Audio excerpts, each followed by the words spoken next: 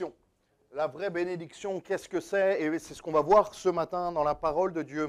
La définition du mot bénédiction parle de grâce, de faveur que Dieu accorde à l'homme, un cadeau que Dieu nous fait. Il est l'inverse, bien sûr, de la malédiction qui vient du mot mal. La bénédiction vient du mot bien et a donné même le mot bien, ce qui est bon, ce qui est bien. Dans l'Ancien Testament, sous la loi, la bénédiction était assimilée au juste et à la bénédiction était souvent associée à une bénédiction principalement matérielle. Si j'avais, j'étais béni. Si je n'avais pas, je n'étais pas béni. Et dans l'Ancien Testament, on parlait de bénédiction notamment par des grands troupeaux, par des grandes familles, par une grande possession de biens, de terrains, de maisons, j'ai envie de dire. Et ça, on pouvait le quantifier. La bénédiction était quantifiable principalement dans l'Ancien Testament. Et j'aimerais vous dire ce matin que Dieu se plaît, Dieu aime bénir. Alléluia.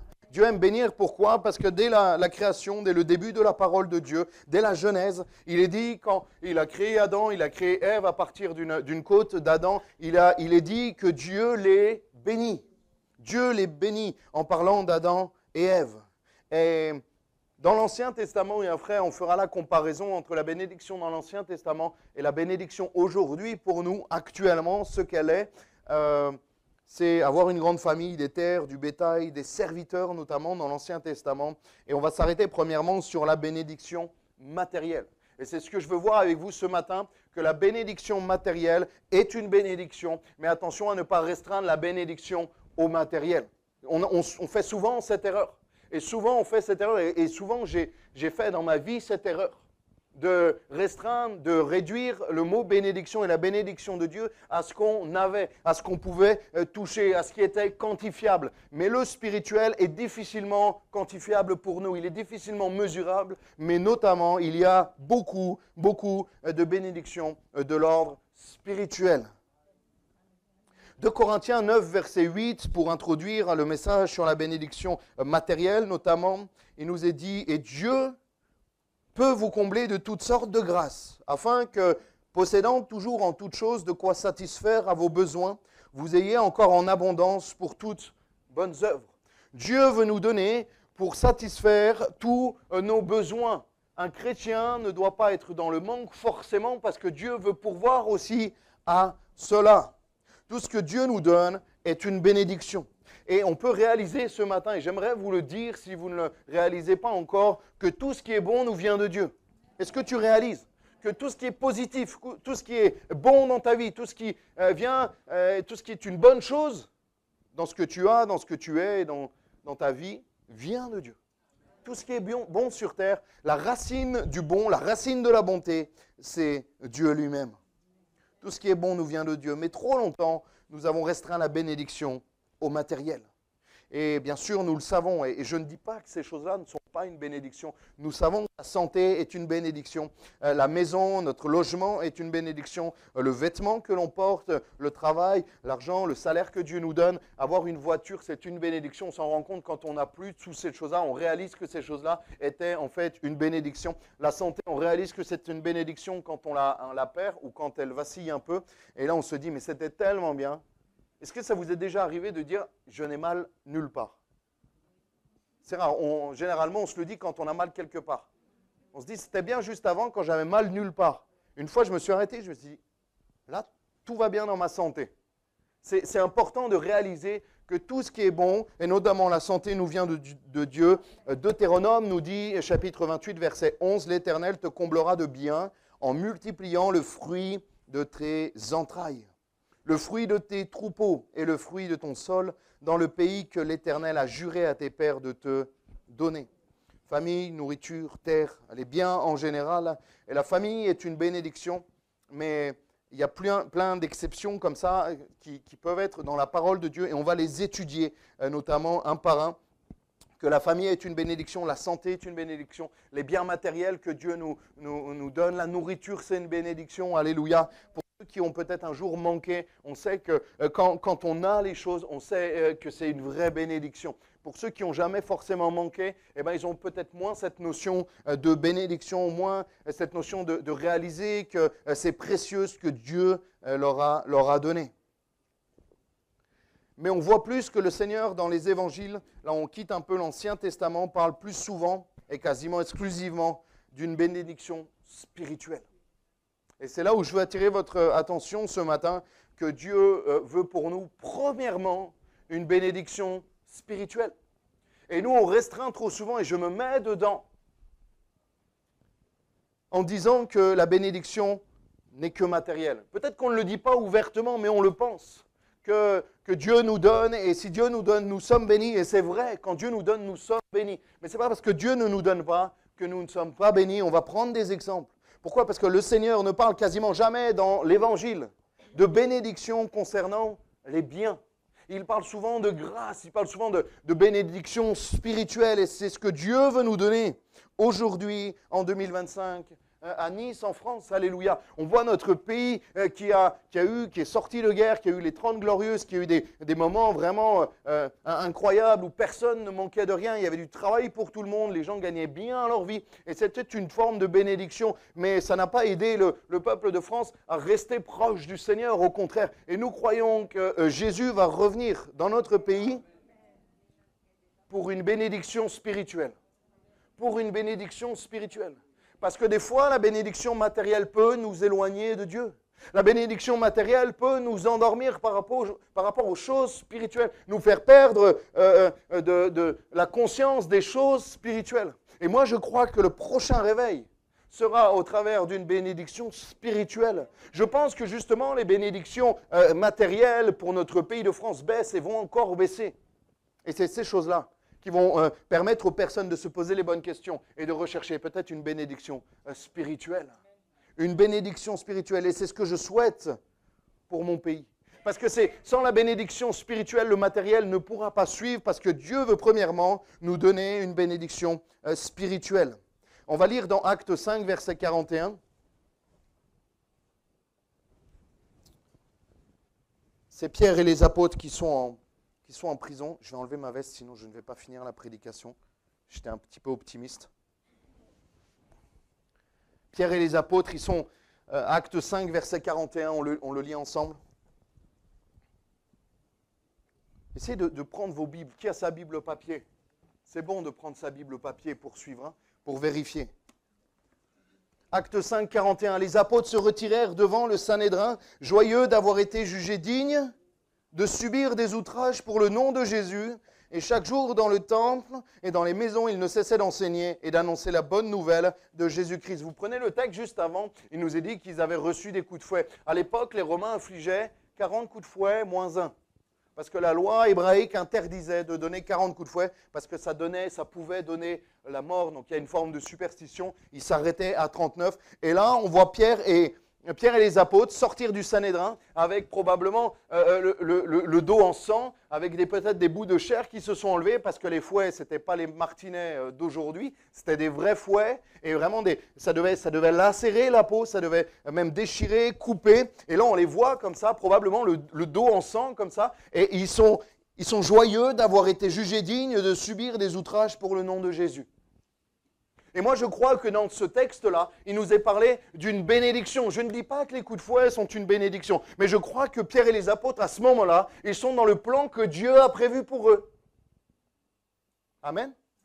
Et nous croyons que justement la bénédiction, c'est d'éviter les coups de fouet, c'est d'éviter les épreuves, c'est d'éviter ce que Dieu permet des fois. Et chaque jour dans le temple et dans les maisons, ils ne cessaient d'enseigner et d'annoncer la bonne nouvelle. On a l'impression que le lendemain, ils ont repris le service. Ils sont un peu peut-être désinfectés, je ne sais pas ce qu'ils mettaient, de l'huile à l'époque peut-être. Mais le lendemain, ils ont dû retourner pour évangéliser. Parce que je pense que Pierre et les apôtres, à ce moment-là, même si les éléments montraient le contraire, ils étaient sous la bénédiction de Dieu.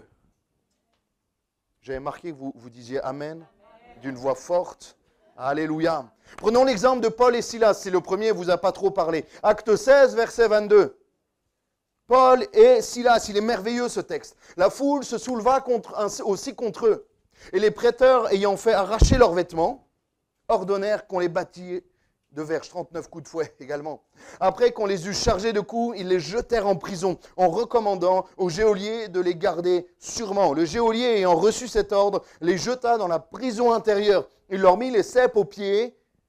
Vers le milieu de la nuit, Paul et Silas priaient et chantaient les louanges de Dieu, et les prisonniers les entendirent. Est-ce qu'ils ne sont pas bénis là, Paul et Silas ? Est-ce qu'ils ne sont pas dans la bénédiction de Dieu, Paul et Silas ? Et je veux vous alerter ce matin et vous faire réfléchir sur peut-être notre conception de la bénédiction qui n'est pas bonne. Encore nous aujourd'hui, mais la bénédiction, cette notion de bénédiction, j'ai entendu des témoignages de personnes au Moyen-Orient, des chrétiens, des chrétiennes, des pasteurs qui sont là enfermés pendant des années, pendant des mois, et qui vivent ça, mais qui se considèrent dans la bénédiction de Dieu. Ils nous disent, mais priez pour nous, mais nous sommes dans le plan de Dieu et dans la bénédiction de Dieu. Ce n'est pas parce que nous vivons dans un certain confort que nous avons peut-être perdu de vue la véritable bénédiction. La véritable bénédiction, laissez-moi vous dire que c'est de faire la volonté du Père. C'est d'être dans le plan de Dieu. Et là, je crois que Paul, je suis même sûr que Paul et Silas étaient dans la volonté de Dieu. Nous, on connaît l'histoire. On sait qu'après, il va y avoir un grand tremblement de terre, juste assez pour faire bouger, je pense, les verrous et ouvrir les portes de ces cellules et des prisons. Mais eux, ils ne le savent pas. Ils n'ont pas la fin de l'histoire, eux. Ils sont juste en prison, le dos en sang, le dos complètement flagellé, le dos complètement en train de saigner. Ils ne peuvent même pas s'allonger, ils ne peuvent même pas dormir parce que ça doit piquer, ça doit salir, ça doit être vraiment éreintant. Je me suis piqué hier et sous la douche, ça me faisait tellement mal. Mais il n'y avait vraiment même pas 1 millimètre, mais ça me lançait. Je me suis dit, je ne suis pas Paul et Silas, moi. Je n'avais pas envie de chanter des louanges de Dieu sous la douche. Et en plus, j'avais une douche, ils n'en avaient pas. Mais à ce moment-là, ils sont en train... Si on remet dans le contexte, parce que nous, on lit la Bible, mais des fois, on a du mal à remettre dans le contexte. Ce texte-là, je l'ai lu des dizaines de fois. Si on remet dans le contexte, ils sont là en sous-vêtements. Leur vêtement a été arraché. Ils sont là en caleçon, excusez-moi. Hein. Ils sont là en sous-vêtements dans une prison. En fait, ce n'est même pas la prison. Si vous avez remarqué, c'est la prison intérieure.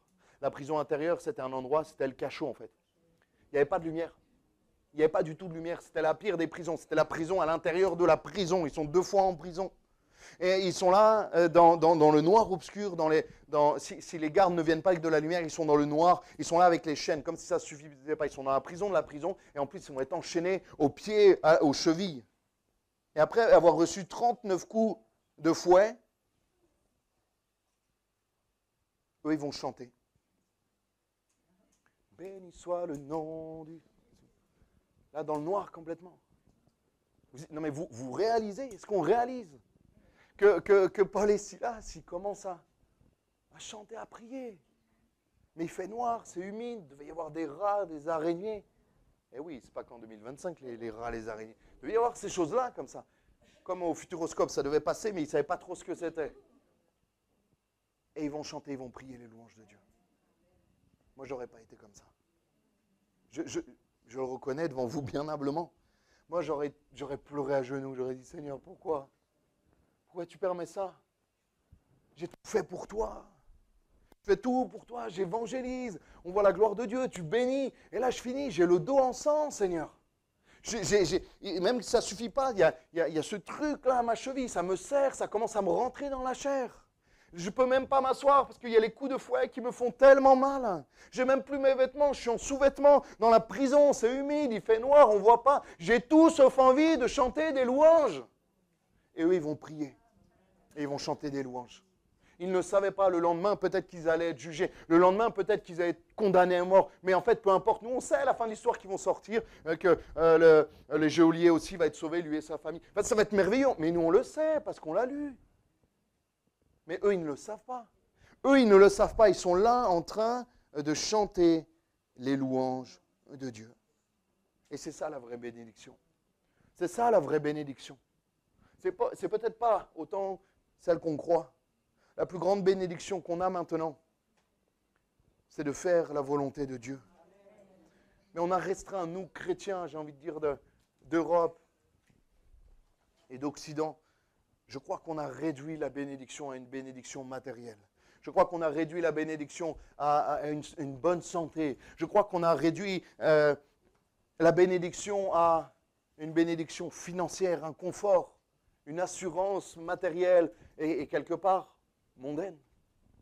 Et Jésus, dans l'Évangile, veut mettre l'accent sur une bénédiction spirituelle. Pourquoi? Parce que tout ce qui est spirituel, tout ce qui n'est pas palpable, tout ce que tu peux toucher, ce n'est pas spirituel. Touche ton voisin. Bon, normalement, il est spirituel, mais sa chair, son corps n'est pas spirituel. Vous savez quoi? Tout ce qui est spirituel n'est pas palpable. On le ressent, le spirituel. Et tout ce que tu peux toucher, tu ne l'emmèneras pas au ciel. Tout ce que tu peux toucher aujourd'hui, ça n'ira pas au ciel. Même ton corps, même ta tête, tes jambes, tes super genoux qui marchent bien, tu ne l'emporteras pas au ciel. Tout ce qui est spirituel, tout ce qui est immatériel, c'est pas parce que ça n'existe pas, c'est pas parce qu'on ne le voit pas que ça n'existe pas. Le monde spirituel est aussi réel que le monde physique. Ce n'est pas parce que tu ne peux pas toucher certaines choses que ça n'existe pas. La Bible nous dit que les anges et les démons existent, alléluia, et on voit des fruits, on les sent, des fois on les voit même, mais on ne peut pas les toucher. Parce que les choses spirituelles, par contre, les choses spirituelles sont les choses éternelles. Tout ce qui est immatériel, tout ce que tu ne peux pas toucher, sera éternel. Pour le bien ou pour le mal. Pour l'éternité avec Dieu ou l'éternité sans Dieu dans l'enfer. Et c'est là où je veux attirer votre attention ce matin. Que la bénédiction, que tu appelles bénédiction, que j'appelais avant de préparer ce message bénédiction, est peut-être juste une partie de la bénédiction. Une infime partie de la bénédiction que Dieu veut te donner. Parce que Dieu, premièrement, veut te donner une bénédiction spirituelle. Alléluia. Réveille ton voisin qui dort à cause de la chaleur, s'il te plaît. La plus grande bénédiction, c'est de faire la volonté du Père. Matthieu 5, verset 3. On en a parlé vendredi. Je n'ai pas voulu le faire exprès, mais c'est un peu la suite de vendredi. Heureux ceux qui se reconnaissent spirituellement pauvres. J'ai pris une autre version, car le royaume des cieux leur appartient. Heureux ceux qui pleurent, car il les consolera. Heureux les pauvres en esprit, car le royaume des cieux est à eux. Vous savez ce que c'est la racine de heureux? C'est béni. Tu peux remettre le 3? C'est le 3? Bénis les pauvres en esprit. Bénis soient les pauvres en esprit, car le royaume des cieux est à eux. Le 4? Bénis ceux qui sont affligés, car ils seront consolés. Comment tu peux être béni quand tu es affligé? Comment tu peux être béni quand tu es spirituellement pauvre? Pourquoi? Parce que Dieu prévoit une consolation et une bénédiction spirituelle, déjà ici-bas, mais surtout pour l'éternité. Et là, Dieu nous dit qu'on peut être béni même quand on est triste. Il y a des chrétiens, et souvent c'est tabou, mais il y a des chrétiens qui passent malheureusement par la dépression. Et ils sont comme accusés, on les a comme accusés, mis un poids sur leurs épaules. On dit, mais un chrétien, ça ne doit pas être dans la dépression. Bien sûr qu'un chrétien ne doit pas être dans la dépression, mais il y a des fois, il y a des choses que Dieu permet, qui sont parfois inexplicables, mais que Dieu veut les bénir aussi. Et que Dieu veut les bénir. Et ce n'est pas parce que, et on va le voir juste après, mais il y a tellement de choses qui nous parlent de la bénédiction. La famille est une bénédiction. Mais ce n'est pas parce que tu n'as pas de famille que tu n'es pas béni. Quand on prend l'exemple, et la Bible nous parle, Jérémie 16, 1, la parole de l'Éternel me fut adressée en ces mots, tu n'en prendras point de femme et tu n'auras pas dans ce lieu ni fils et ni fille. Bien sûr que Dieu est le Dieu de la famille, que Dieu veut nous donner une famille. Mais ce n'est pas parce que peut-être pour l'instant, ou peut-être que tu n'as plus de famille, que Dieu a repris ta famille, ou que Dieu ne t'en a pas encore donné. Ce n'est pas pour ça que tu n'es pas béni. Réalise-le, c'est important. Je crois que c'est très important ce que je suis en train de dire. La santé est une bénédiction, on le sait. Dieu est le Dieu de la santé, Dieu est le Dieu de la guérison. On prie chaque semaine pour la guérison. Mais ce n'est pas parce que tu n'as pas la santé que tu n'es pas béni. C'est ce que je veux essayer de vous faire comprendre ce matin et changer peut-être nos mentalités. 2 Rois, verset 13, 2 Rois 13, 14. Élisée était atteint de la maladie dont il mourut. Est-ce que Élisée n'était pas béni? Est-ce que Élisée n'était pas de A à Z dans le plan que Dieu avait prévu pour lui, dans un plan de bénédiction? Pourtant, il a été malade et il est mort de sa maladie. Un chrétien peut être malade. Paul avait une écharpe dans la chair. Et nous, on se dit, non, mais si on est malade, on n'est pas guéri. Bien sûr que si on est malade, on n'est pas béni. Bien sûr, je ne dis pas que la maladie est une bénédiction. Mais ce n'est pas parce que Dieu permet les épreuves qu'il ne te bénit pas. Attends la fin de l'épreuve pour voir ce qui va en sortir de bon. Attends la fin de l'épreuve pour voir ce que Dieu a prévu. On parlait de la famille juste avant. Jérémie a été béni. Jérémie a été béni. Mais Dieu savait qu'il n'avait pas besoin et que ce n'était pas bon pour lui-même d'avoir une famille à ce moment-là. L'argent est une bénédiction. Mais ce n'est pas parce que tu n'en as pas que Dieu ne t'a pas béni. Luc 16, verset 20. Et de moins en moins de Amen. Un pauvre nommé Lazare était couché à sa porte couvert d'ulcères et désireux de se rassasier des miettes qui tombaient de la table du riche. Et même les chiens venaient lécher ses ulcères. Terrible. Le pauvre mourut et fut porté par les anges dans le sein d'Abraham. Le riche mourut aussi et il fut enseveli. Chacun d'entre nous, si on avait vu la scène, on aurait dit, ah, Lazare, il n'est pas béni. Ah, Lazare, il n'est pas béni. Il est à quatre pattes, sous la table du riche, et il attend qu'il y ait des miettes qui tombent. Excusez-moi, comme un chien. Non, Lazare, il n'est pas béni de Dieu. Ah, le riche, par contre, il est riche. Regardez sa table, regardez ses vêtements, regardez ce que Dieu lui a donné. Sauf que spirituellement, c'était l'inverse. Sauf que spirituellement, c'était le pauvre qui était béni. Vous voyez ce que je veux essayer de vous faire comprendre? Ce n'est pas parce que Dieu ne t'a pas donné autant que les autres, ou Dieu ne t'a pas donné beaucoup d'argent, que tu n'es pas béni. Parce que tu peux avoir et tu dois avoir surtout une bénédiction spirituelle. Est-ce que ce matin, on va essayer de changer notre mentalité et notre façon de voir les choses? Les biens matériels sont des bénédictions, on le sait. Et je remercie le Seigneur pour tout ce qu'il m'a donné. Luc 12, verset 16, il leur dit cette parabole, les terres d'un homme riche avaient beaucoup rapporté. Et il raisonnait en lui-même, disant, que ferai-je, car je n'ai pas de place pour serrer mes récoltes. Voici, dit-il, j'abattrai mes greniers et j'en bâtirai de plus grands. J'y amasserai toute ma récolte, et tous mes biens, et je dirai à mon âme, tu as beaucoup de biens en réserve. Alléluia, j'ai perdu le texte. Bénédiction spirituelle, excusez-moi.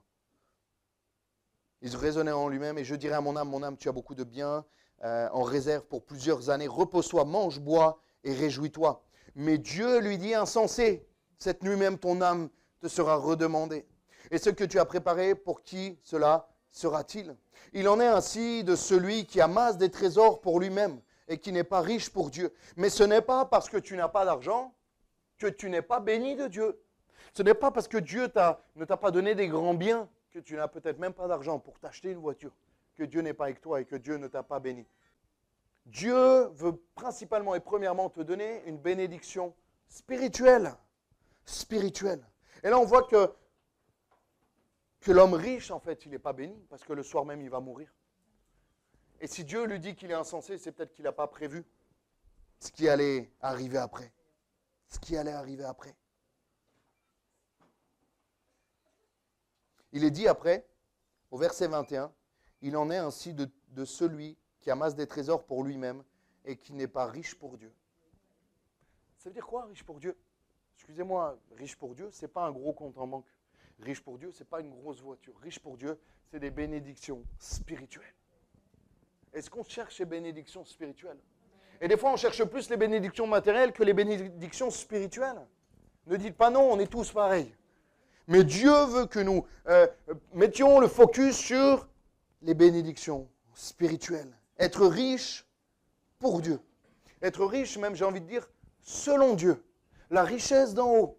Excusez-moi, avec un billet de 500 € au ciel, vous n'achetez rien du tout.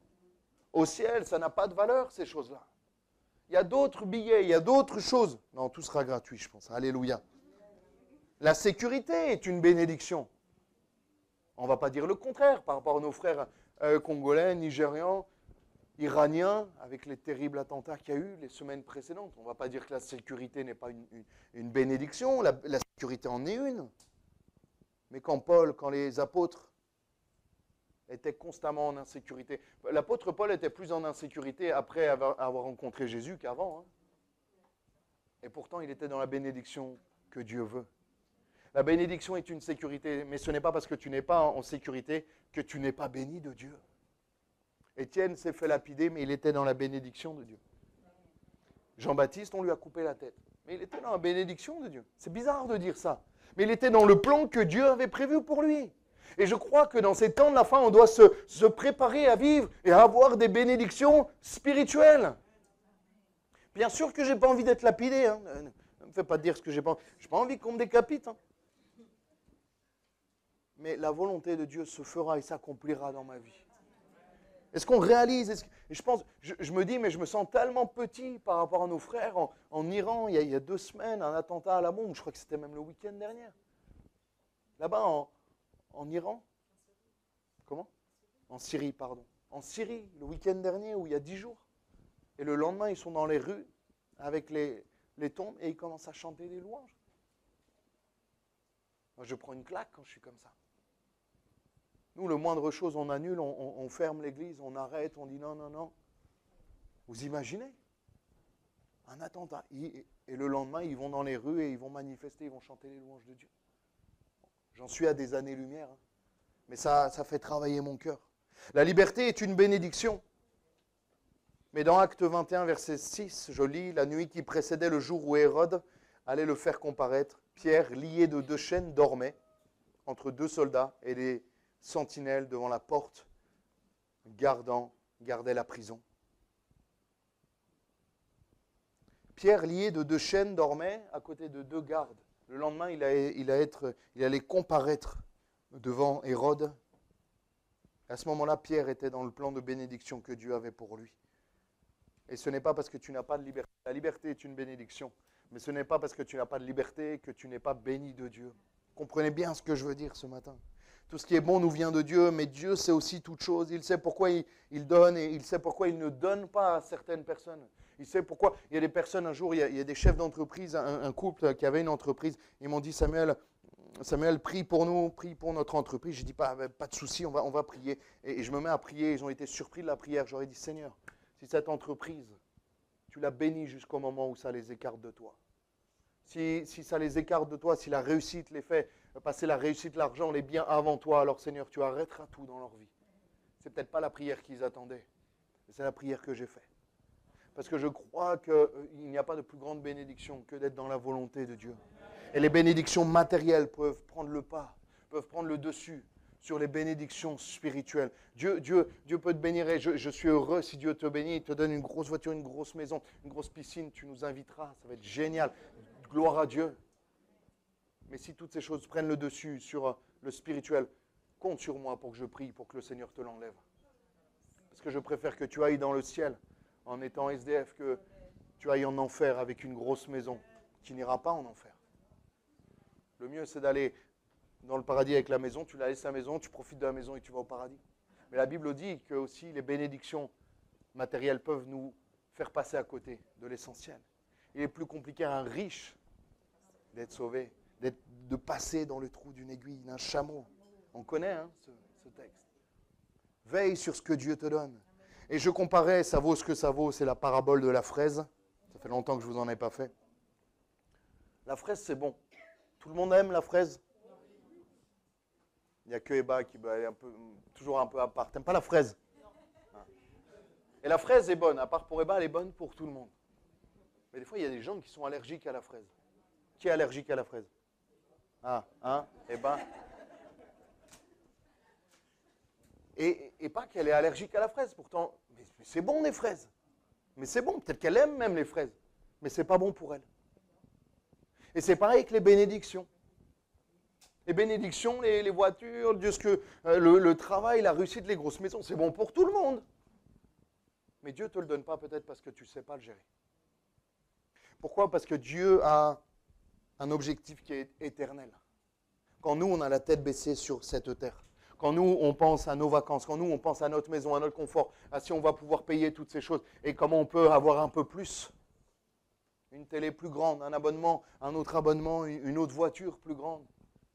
Mais l'objectif de Dieu, il est éternel. Excusez-moi, le Seigneur veut nous donner aussi juste assez pour qu'on puisse atteindre l'éternité. Le Seigneur veut mettre le focus sur des bénédictions spirituelles. Faisons-lui confiance. La Bible nous dit, crois et tu verras la gloire de Dieu. Alléluia. Croire sans voir, croire sans comprendre, et je vais bientôt finir. Le Seigneur sait pourquoi il permet l'épreuve, et à la fin on prendra un chant et on prendra un temps de prière. Le Seigneur sait pourquoi il permet l'épreuve dans notre vie. Souvent, pour ne pas dire tout le temps, c'est pour nous rapprocher de Dieu. Les bénédictions sont parfois des bénédictions. Les épreuves, des fois même la maladie, comprenez bien ce que je dis, n'allez pas sortir ce que je viens de dire du contexte, mais la maladie peut être une bénédiction spirituelle. Moi, j'ai dû toucher le fond pour m'abandonner à Dieu. Le Seigneur a dû me briser. Le Seigneur a dû me faire passer par une épreuve qui m'a fracassé pour que je crie à lui, pour que je revienne de tout mon cœur. Combien sont revenus au Seigneur après une maladie? Combien sont revenus au Seigneur après un problème, la perte d'un emploi, un problème de famille, un problème même où ils n'y arrivaient plus, ils n'arrivaient plus à rien dans leur vie. Et là, ils ont crié à Dieu. Cette épreuve-là était salvatrice pour toi. Elle a sauvé ton âme. C'est une bénédiction. C'est une bénédiction.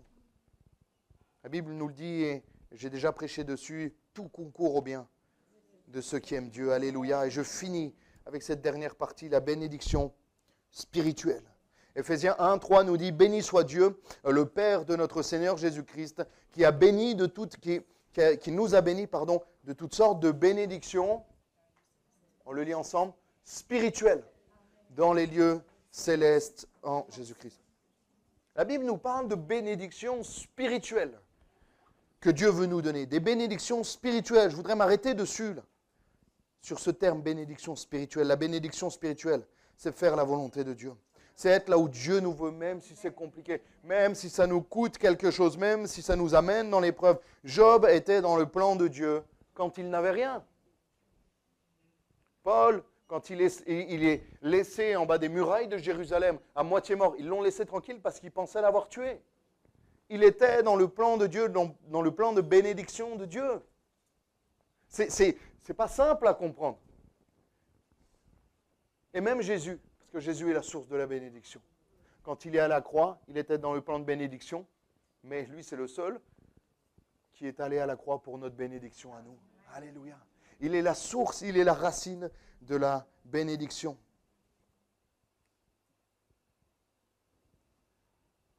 Romains 15, 29. Je sais qu'en allant vers vous, Paul parle à l'église qui est à Rome, c'est avec une pleine bénédiction de Christ que j'irai. Je sais qu'en allant vers vous, Paul écrit aux Romains, il va leur dire dans la suite de cette lettre, il va leur dire, mais attendez, je vais essayer d'aller voir d'autres églises et après je passerai vous voir. Et il leur dit, mais c'est avec une pleine bénédiction que Christ que j'irai. Et la bénédiction se trouve en Jésus-Christ. Il n'y a que Jésus-Christ qui peut donner la bénédiction. Il n'y a que Jésus-Christ qui est la source de la bénédiction. Paul n'amenait pas des cadeaux, de la nourriture, de l'argent, mais une bénédiction spirituelle à transmettre à l'église de Rome.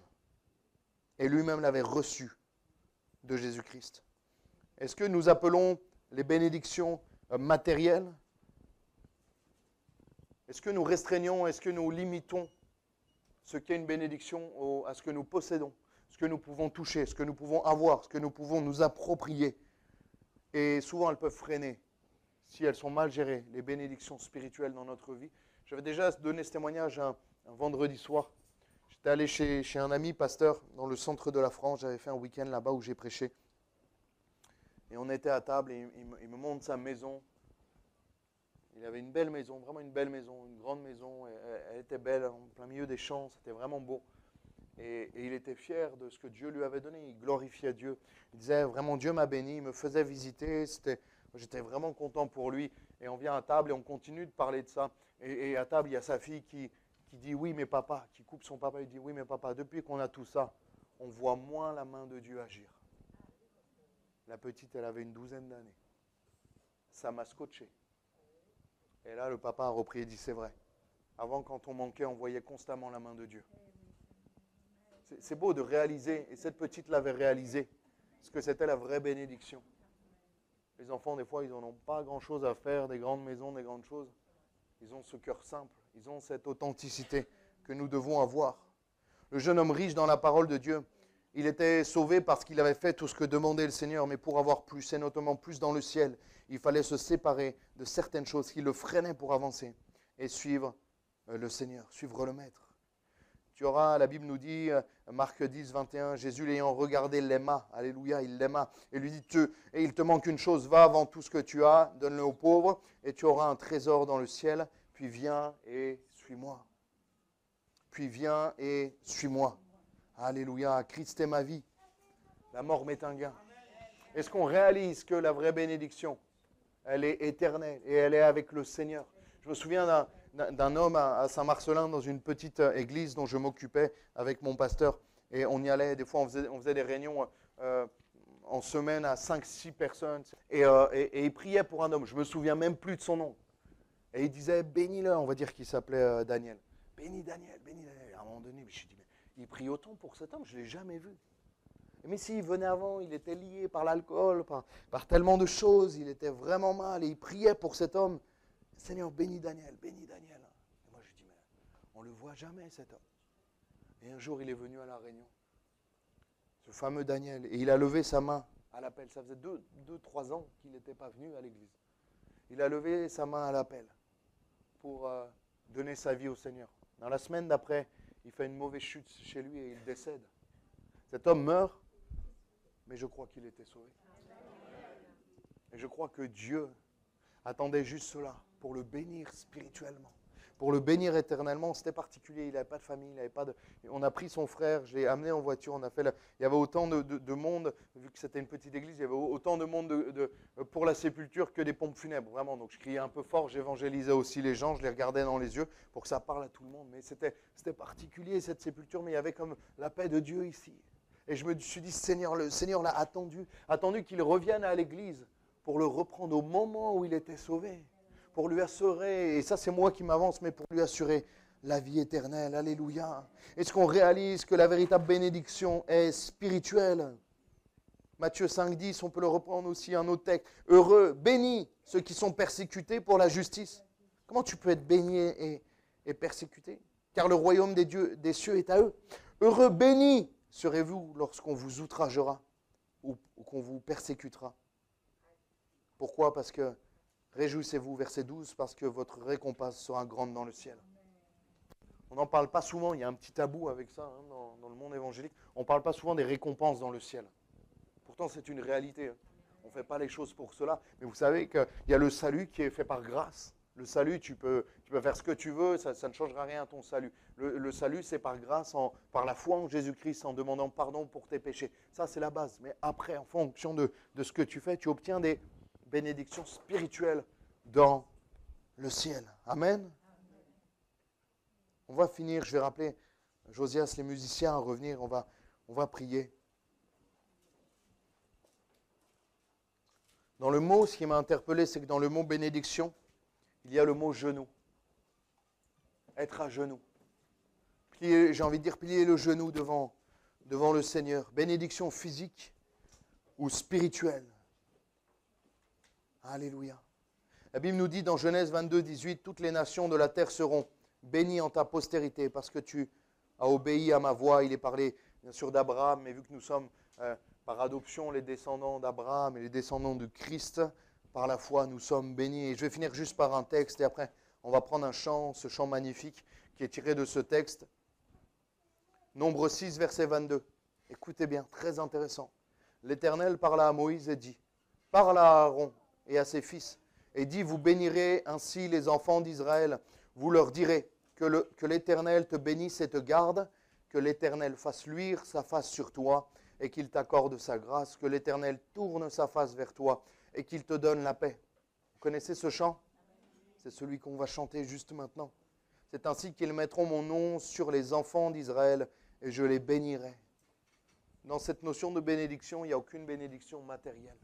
Seulement des bénédictions spirituelles. Tu peux commencer à jouer, Josias, c'est quand il est marqué que Dieu te garde, c'est la notion de tenir, de garder, d'observer, de veiller. Quand il est parlé de sa grâce, c'est la notion d'établir, de faire sa demeure. Et que le Seigneur nous donne sa paix. Et je crois que pour avoir toutes ces choses, pour avoir la vraie bénédiction, il faut veiller. Il faut s'établir en Jésus pour qu'il nous donne sa paix. Veiller, s'établir et avoir la paix de Dieu. Alléluia. Josias va le rechanter. Je le relis une dernière fois. Nombre 22. Nombre 6. 24. Que l'Éternel te bénisse et te garde. Que l'Éternel fasse luire sa face sur toi. Qu'il t'accorde sa grâce. Que l'Éternel tourne sa face vers toi et qu'il te donne la paix. C'est ainsi qu'ils mettront mon nom sur les enfants d'Israël et je les bénirai. Seigneur, nous avons besoin de ta bénédiction. Nous avons besoin, Seigneur, que tu nous bénisses et que tu nous gardes, que tu fasses luire sur nous ta face, que tu nous accordes ta grâce et que tu nous donnes la paix. Seigneur, nous réalisons encore ce matin que nous ne sommes rien sans toi. Nous réalisons ce matin que tu es tout. Pardonne-moi, Seigneur, pour toutes les fois où j'ai confondu bénédiction matérielle avec bénédiction spirituelle. Où j'ai cru que tu ne me bénissais pas parce que je n'avais pas ou parce que tu m'as repris la santé, ou parce que tu m'as repris certaines choses, certains biens, ou parce que tu me conduisais autrement de ce que moi je voulais. Et je croyais que tu avais arrêté de me bénir. Seigneur, excuse-moi pour toutes les fois où j'ai confondu bénédiction matérielle et bénédiction spirituelle. Bénis ton Église, bénis mes frères et sœurs. Bénis nos amis qui sont là pour la première fois ce matin. Tu le bénis et puis qu'ils puissent vraiment vivre la bénédiction, la véritable bénédiction. La bénédiction spirituelle, avoir la paix, avoir l'amour, la grâce de Dieu. La plus grande des bénédictions, c'est d'être restauré de son péché. C'est que notre péché soit pardonné. C'est que la paix de Christ soit là. Alléluia. Peu importe si nous avons la liberté, peu importe si nous avons la famille, peu importe si nous avons la santé, peu importe si nous avons les finances, Seigneur, la véritable bénédiction, elle sera là-haut avec toi. Et pour l'éternité, elle durera éternellement, cette bénédiction. À toi la gloire, Jésus. Amen. Alléluia.